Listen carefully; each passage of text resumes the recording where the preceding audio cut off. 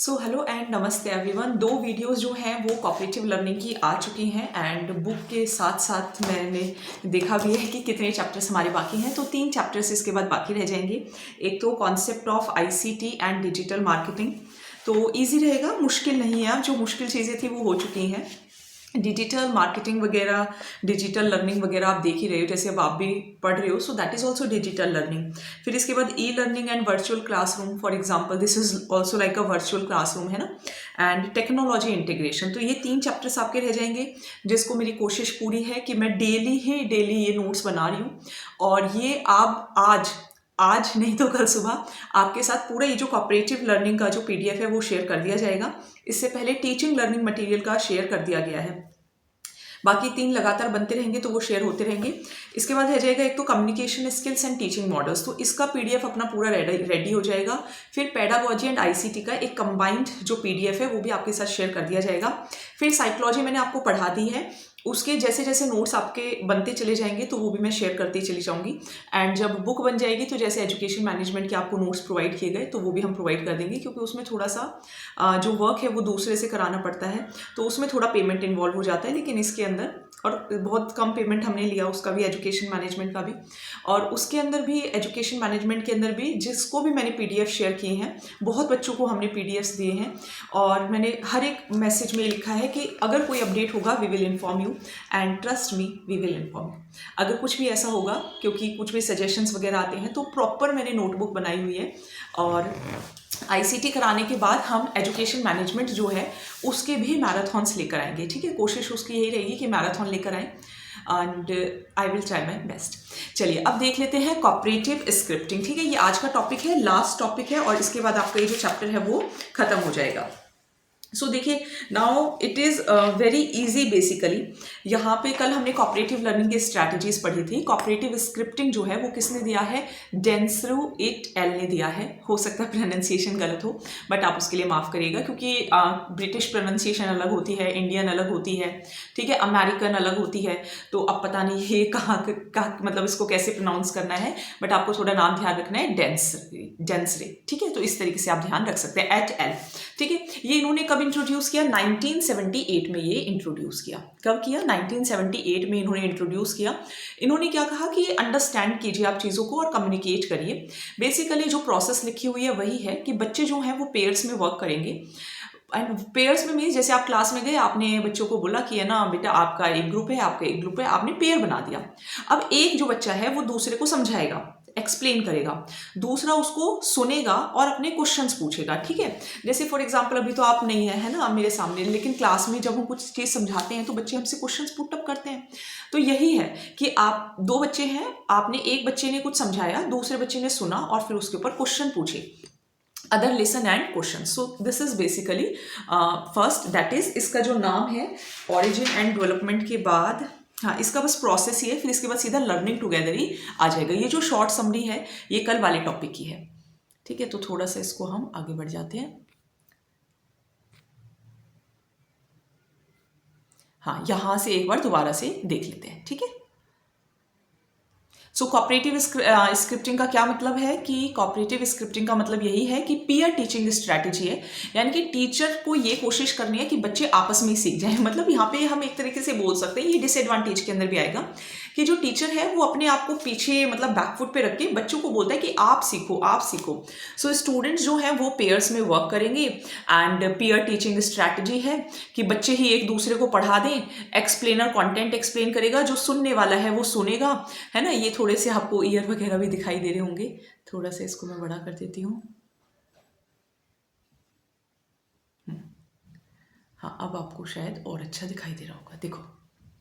तो एक्सप्लेनर जो है वो एक्सप्लेन करेगा, जो सामने दूसरा जो बच्चा है वो सुनेगा और क्वेश्चंस पुट अप करेगा। तो एक दूसरे की अंडरस्टैंडिंग होगी, कॉम्प्रिहेंशन होगा, टॉपिक समझ में आएगा। किसने दिया? माइशेल ही बोलेंगे आई थिंक, माइशेल डेंसरे ने दिया। अब कुछ टेक्निक्स क्या क्या है, किस तरीके से। सबसे पहले है, ये थोड़े नाम ध्यान रखने पड़ेंगे, ठीक है। और ये भी देखो बहुत ईजी टॉपिक है मेरे ख्याल से, तो बस इसके अंदर जो थोड़ा ध्यान रखना है वो नाम का ही ध्यान रखना है ना, कि कौन सा किसने दिया। लर्निंग टुगेदर, एक साथ, तो डेविड और रॉजर। ये कल गैलरी वॉक भी कर रहे थे, अगर आपको याद हो तो। कल मैंने आपको गैलरी वॉक पढ़ाया था। हाँ देखो, गैलरी वॉक में भी यही थे, डेविड और रॉजर जॉनसन थे, ठीक है, मेरे पास साथ में बुक भी है। सो आई एम फॉलोइंग बोथ। मैं बिल्कुल ऐसा नहीं करूंगी कि कुछ भी मीन्स आपका जो टॉपिक है वो रह जाए। तो David Johnson and Roger Johnson ने ये दिया कि बच्चों का एक ग्रुप बना लेंगे, 3-5 मेंबर्स का एक ग्रुप हो जाएगा, उनको कोई प्रॉब्लम दे देंगे, कोई प्रोजेक्ट दे देंगे या कोई क्वेश्चन दे देंगे, वो एक दूसरे से डिस्कशन करेंगे, एक दूसरे से डिबेट करेंगे और फिर जो उनका फाइनल जो भी समझेंगे वो चीज़ उसको वो सबमिट कर देंगे। So that is learning together. I think बस इसके अंदर आपको यही बात ध्यान रखने की जरूरत है कि किसने दिया है, डेविड जॉनसन ने एंड रॉजर जॉनसन ने। अगर देखिए कोई भी पॉइंट रह भी जाएगा तो थोड़ा विश्वास बनाकर चलिएगा। जैसे अगर मान लीजिए फॉर एग्जांपल अगर कुछ रह जाता है, आप कमेंट सेक्शन के अंदर लिख सकते हैं, बुक आप सबके पास है ही। अदरवाइज मैं भी बुक के अंदर अंडरलाइन करती रहती हूँ, अगर कुछ रह भी जाएगा तो मैं आपको पक्का बताऊंगी, ठीक है। चलिए नेक्स्ट आ जाते हैं ग्रुप इन्वेस्टिगेशन। ग्रुप इन्वेस्टिगेशन किसने दिया है, श्लोमो शेरन ने, येल शेरन ने। कब, 1976 में। ये क्या कहते हैं, ये कहते हैं कि बच्चे अब टॉपिक जो है वो चूज कर लें, है ना, बच्चे टॉपिक चूज कर लें, फिर अपनी रिसर्च की टीम्स बना लें और फिर इंफॉर्मेशन कलेक्ट करें, उसे एनालाइज करें और फिर जो भी उन्होंने फाइंड किया उसे प्रेजेंट कर दें, ठीक है। एग्जैक्ट वर्ड्स हैं इसके अंदर, सभी पॉइंट्स मैंने साथ साथ में लिए हैं, तो कुछ भी ऐसा नहीं है, बस एक इसके अंदर रिसर्च है तो थोड़ा सा इंक्वायरी वर्ड भी आपको ध्यान रखना है, तो बस यही है इसके अंदर। Believe me, notes are good. चलिए then next comes think talk and write. Think का मतलब पहले सोचो, फिर बोलो और फिर लिखो। किसने दिया है, ह्यूंकर एंड लाफलिन ने, ठीक है। तो लाफलिन से ध्यान रख लेना कि जब भी कुछ बोलना हो तो उससे पहले सोचना चाहिए, है ना, किसी के ऊपर हंसने से पहले कुछ सोचना चाहिए। तो ह्यूंकर एंड लाफलिन, क्या ह्यूंकर को हंसकर ऐसे कुछ याद कर लो, ठीक है। तो ह्यूंकर एंड लाफलिन ने 1996 में दिया है। कब, क्या दिया है, think talk and write. Think means सोचो, टॉक मीन्स ऑब्वियस है अपने से अकेले से बात नहीं करना है, ग्रुप में बात करना है और फिर जो भी आइडियाज हैं उसको लिख लेना है। So this is think talk and right. किसने दिया है, ह्यूंकर एंड लाफलिन ने दिया है। चलिए नेक्स्ट आ जाते हैं टीम असिस्टेड इंडिविजुअलाइजेशन।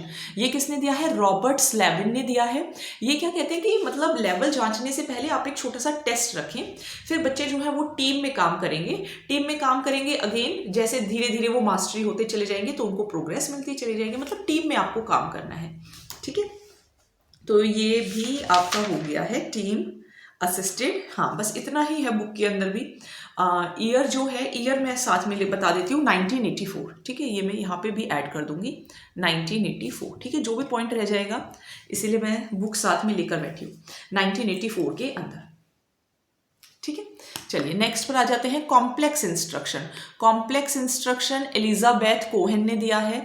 ये कहते हैं कि एक टास्क नहीं, मल्टी एबिलिटी टास्क करो, रोल बेस्ड पार्टिसिपेशन होना चाहिए, मीन्स आप अलग अलग रोल्स परफॉर्म करें, सबको बराबर अपॉर्चुनिटी मिले। तो कॉम्प्लेक्स इंस्ट्रक्शन है कि बच्चा जो है वो मल्टी फेसेटेड ग्रुप टास्क करे एंड जो टीचर है वो उनको अलग अलग रोल्स दे, जैसे कभी रिकॉर्डर का, कभी फैसिलिटेटर का, कभी रिसर्चर का, तो बच्चे को अलग अलग रोल्स मिलेंगे। किसने दिया है, एलिजाबेथ कोहेन ने दिया है। कब, कॉम्प्लेक्स इंस्ट्रक्शन के अंदर, ठीक है। इसका ईयर 1994 है, ठीक है। इसका ईयर ध्यान रखेंगे, इसका ईयर है 1994। चलिए सो अब ये खत्म हो गया, बस इतना ही था।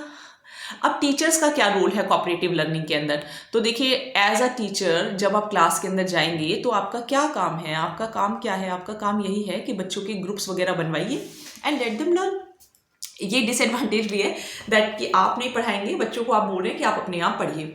सो बेसिकली टीचर कुछ ऑब्जेक्टिव बता देगा कि हमारा ऑब्जेक्टिव ये है कि आज आपको ये टॉपिक आ जाना चाहिए। ग्रुप साइज आप डिसाइड करोगे, स्टूडेंट्स को ग्रुप में असाइन करना कि कौन सा किस ग्रुप में शामिल होगा वो टीचर करेगा। क्लासरूम का एनवायरनमेंट मैनेज करके रखना कि एनवायरनमेंट ऐसा नहीं होना चाहिए कि मतलब थोड़ा सा वो बोलते ना फिश मार्केट टाइप लगे, ऐसा नहीं होना चाहिए। मटेरियल्स आप प्रोवाइड करेंगे, बच्चों को रोल्स प्रोवाइड करेंगे, किसी को लीडर, किसी को रिकॉर्डर, किसी को चेकर, किसी को फैसिलिटेटर। फिर आप टास्क को क्लियरली एक्सप्लेन करेंगे बच्चों को कि बेटा ये चीज़ है, हम ये अचीव करना चाहते हैं और आप इस तरीके से चीज़ों को सॉल्व करें और कोशिश करें। फिर मॉनिटर स्टूडेंट्स कंटिन्यूअसली, ऐसा नहीं है कि बच्चों को आपने रोल दे दिया और क्लास से चले गए आप बाहर, है ना, और बाहर जाकर पीने लगे चाय, ऐसा नहीं करना है। कंटिन्यूअसली आपको स्टूडेंट्स को मॉनिटर करना है। अगर उन्हें हेल्प चाहिए तो आपको उन्हें हेल्प भी प्रोवाइड करनी है, फीडबैक भी प्रोवाइड करना है एंड एनकरेज कॉपरेशन। कोशिश करनी है कि बच्चे एक दूसरे से कॉपरेट करें, किसी को साइडलाइन ना करें। हर एक ग्रुप अच्छे से काम करे एंड बच्चों को ये भी कहना है कि आप अपनी परफॉर्मेंस को देखिए, जांचिए और इसको इम्प्रूव करने की भी कोशिश करिए।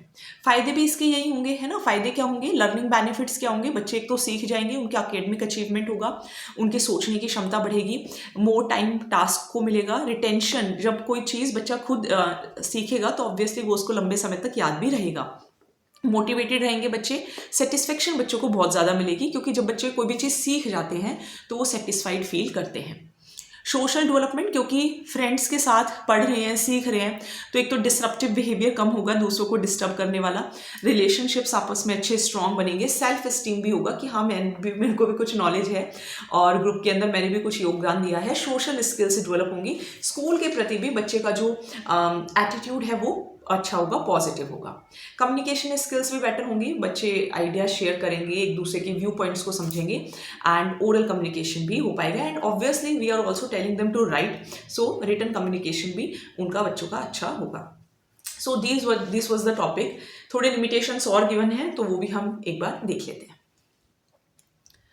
लिमिटेशंस क्या है, लिमिटेशंस देखिए, सबसे पहली बात तो कॉम्प्लेक्सिटी रहेगी, है ना, किस में क्या करें, कौन से में कौन सा मेथड अप्लाई करें, कैसे करना है, टीचर कंफ्यूज हो सकता है, टीचर को कभी कभी मेथड ही ना समझ में आए, टाइम कंज्यूमिंग है। देखो कोई टॉपिक एक तो क्लास में मैं पढ़ाऊँ और एक टॉपिक मैं कहूँ आप पहले ग्रुप्स बनाए, आपने एक दूसरे से डिस्कशन किया, ये सब किया, obviously students will take more time, so it is time consuming. Over dependence है, मतलब टीचर जो है वो बस बच्चों को बिजी रखने के लिए, जैसे फॉर एग्जांपल आज मेरा क्लास में पढ़ाने का मन नहीं है, ठीक है, तो मैंने कहा चलो आज तो हम कोऑपरेटिव लर्निंग करेंगे, तो ऐसा भी हो सकता है ना, फिर पता चले कि 365 में से 165 दिन तो छुट्टी हो गई, है ना, 200 दिन बचे, 200 दिन के अंदर से आपने 100 दिन कोऑपरेटिव लर्निंग करा ली, तो फिर आपने तो क्या ही पढ़ाया। So over dependence means teacher जो है वो ये इसलिए भी कर सकते हैं to keep students busy, so there must be some time limit. Then students resistance, strong students feel burden, strong students ये सोचते हैं कि वीक स्टूडेंट्स को हम ही समझा रहे हैं, बाकी को कुछ आता है नहीं, हमें ही समझाना पड़ रहा है, बस ये तो सुनते रहते हैं, हमारा ही रोल है, हमें टीचर का काम हमें ही करना पड़ रहा है, तो ऐसा भी थिंकिंग हो सकती है। So weak students feel ignored, weak students को ये लग सकता है कि भाई हमें तो कोई सुनते ही नहीं है ना, और कुछ बच्चे शायद भी फील करते हैं। चलिए, so this is done and final revision summary ये है कि कोऑपरेटिव लर्निंग का मतलब होता है कि आप टीम के थ्रू सीखेंगे, अलग अलग टेक्निक्स हैं जो कि हमने चैप्टर के अंदर पढ़ी, कॉम्प्लेक्स इंस्ट्रक्शंस वगैरह। टीचर का रोल एक फैसिलिटेटर एंड गाइड की तरह है। फायदे इसके ये होंगे, एक तो बच्चा सीख लेगा, बच्चे के अंदर सोशल स्किल्स आएंगी, एक फ्रेंड्स के साथ बात करना सीखेगा, कम्युनिकेशन स्किल्स आएंगी, बच्चा बोलना सीखेगा, अपने आप को रिप्रेजेंट करना सीखेगा। एंड लिमिटेशंस क्या है, it is time consuming and it is complex because we don't know that which method have to be applied to whenever we are applying cooperative strategy or cooperative learning strategies. So this chapter is done. Book के अंदर आप देखेंगे तो questions कितने हैं, हमारे पास 120 questions हैं, ठीक है। अब मेरी कोशिश पूरी है कि मैं डेली ही आपको वीडियो प्रोवाइड करूं।